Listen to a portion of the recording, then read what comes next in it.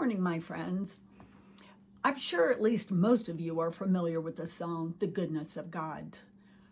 I cannot sing that song without weeping. The words, His mercies never fail me. In the darkest night, you are there like none other. But the part that really gets me is the chorus. His goodness is it's running after me. There are so many times in my life that I can look back and I can see God's goodness running after me. Goodness that was chasing me when I wasn't looking. Today's story I want to share with you is one of those stories. It is His goodness when I wasn't looking. My ex-husband, Tim, was in the military for 4 years. We were stationed in Columbia, South Carolina. We had a fantastic church family, as you'll see. But he was getting ready to get out of the military. His time was up, and he had a job all lined up. And at the very last minute, it fell through. I failed to mention that I was about 6 months pregnant with a high-risk pregnancy during this time. We falsely understood that because I got pregnant while Tim was in the Army, that this would be covered under insurance. That was not how it is at all.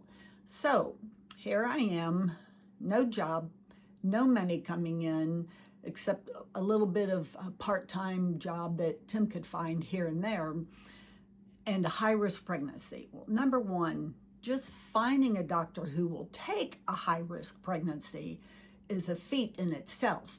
And then finding a doctor who will take a high-risk pregnancy over half the pregnancy along with no insurance or with no money to pay for said doctor is really impossible. But I was on the search. I called doctor after doctor. No, they would not take me. No, they would not take me. They didn't like me being high risk, but nobody wanted to take on a high risk pregnancy or a pregnancy already 6 months into it. But I finally did find a doctor who would not only take me that far along in a high-risk pregnancy, but would also take payments because I made it clear right up front that we had no money to pay for this pregnancy. But this doctor agreed to take me. He said that we could just make payments. When we got our income tax, we could, use that to pay off a bundle of it. But he was willing to take me on. He didn't want me to not have a doctor with the complications I was having. So I went and saw him, and I was progressing nicely. But during that time also, remember now I'm already 6 months into this pregnancy. With no money coming in, the way that God provided for us, it was just way beyond what you would believe could happen. We would go out on our front porch and there were groceries. Now, this is my 4th pregnancy, so we had 3 little kids at home, but there was always food coming in. Our Sunday school class one time took up a love offering for us, and they brought it to us one night. The teacher or the leader of our group, he came and presented us with a check, and I don't remember the exact amount, but what I do remember is that it was enough to make payments so that our car didn't get repossessed, the electricity didn't get turned off, the water didn't get turned off, our house didn't go into foreclosure. And when everything was paid that had to be paid or we were going to go without, there was 13 cents left over. Now let that lucky 13 sit in your mind just a minute. It was crazy. It just was crazy how God just provided day after day after day. getting these little part-time jobs for Tim so that there was enough to buy food for us most of the time. But God always provided. It was crazy. But this one particular night, we had a knock on the door, and once again, I figured somebody was dropping food off or something, and I answered the door, and there was a girl from our Sunday school class, and she had 4 big, huge shopping bags full. And she came in and she said, somebody at church felt called to have me bring this stuff to you. She didn't want to bring it herself. She wanted me to bring it because she wants to stay anonymous. And so I looked and I glanced in the bags, and there was all kinds of clothes, pregnancy clothes for me. I was so excited because this was my 4th pregnancy and we didn't have any money. There was not even a thought for me to go and buy clothes. And you can imagine, by your 4th pregnancy, your clothes are looking a little bit beat up and worn. But like I said, I wasn't worried about it because I knew this was going to be the last baby. So it just didn't make sense to invest any more money in any more clothes. So I was quite excited that somebody from our church, probably our Sunday school class, to be honest, was giving me all these maternity clothes. Well, the gal that brought him over stood there, and I pulled the first thing out of the first bag, and there was tags. I can't even talk about this without crying. There were tags on the clothes that I pulled up, and every single article I pulled up was brand new. It was brand new from an exclusive boutique in downtown Columbia. So I was just weeping. There was belts for me to wear. There were 6 outfits, y'all, 6 outfits. And they all had belts to wear after I had the baby, for that in-between time when you can't really fit into your regular clothes, but you don't want to wear big old baggy maternity clothes either. There was costume jewelry to match everything.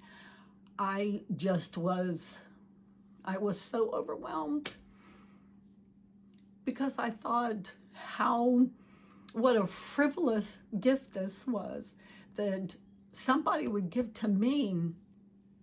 I hadn't done anything to deserve this frivolous gift. It's the only word I can think of it.